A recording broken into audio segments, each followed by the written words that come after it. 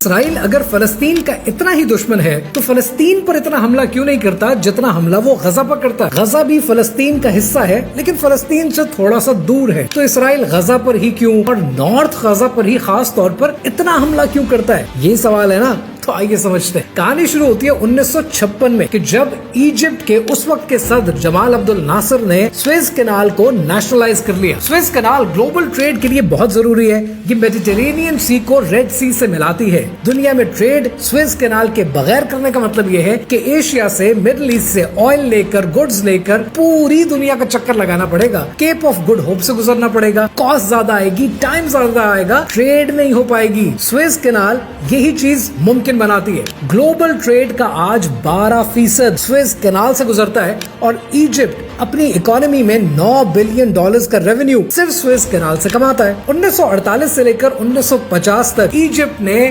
اسرائیل کے ویسلز کو گزرنے نہیں دیا، اسرائیل کی ٹریڈ کو مشکل بنا دیا۔ سن 60 کی دہائی میں پھر 8 سال کے لیے سویز کینال کو بند کر دیا، پھر اسرائیل کے لیے مصیبت کھڑی کر دی۔ اگر سویز کینال سے اسرائیل کا راستہ روک دیں، اسرائیل کی ٹریڈ رک جاتی ہے، اسرائیل کی راتوں کی نیند حرام ہو جاتی ہے۔ سن 60 کی دہائی میں اسرائیل نے اپنی کینال بنانے کا خواب دیکھا، بین گورین کینال، اور یہ بین گورین کینال ایک کروڈ کینال میپ ہے۔ اس ڈیزائن پر یہ کینال بنے تو فلسطین کی آبادی کو متاثر کیے بغیر یہ کینال بنائی جا سکتی ہے۔ بلینز آف ڈالرز کی انویسٹمنٹ ہوگی، 300 کلومیٹر کی یہ کینال بنے گی۔ لیکن اسرائیل نے ایک نیا ڈیزائن بنایا اور وہ اپنی کاسٹ بچانے کے لیے، اپنا وقت بچانے کے لیے بنایا کہ اس کو سیدھا بناتے ہیں اور غزہ کی پٹی سے لے کر جاتے ہیں۔ لیکن اس کا مطلب تو یہ ہے کہ غزہ کے لوگوں کو ڈسپلیس کرنا پڑے گا، نارتھ غزہ میں بمباریاں کرنی پڑیں گی، جینوسائیڈ کرنا پڑے گا، معصوموں کا قتل کرنا پڑے گا، اور اسرائیل اسی پر تولا بیٹھا ہے۔ Those of you who do not know، اسی طرح کی ایک کینال اور ہے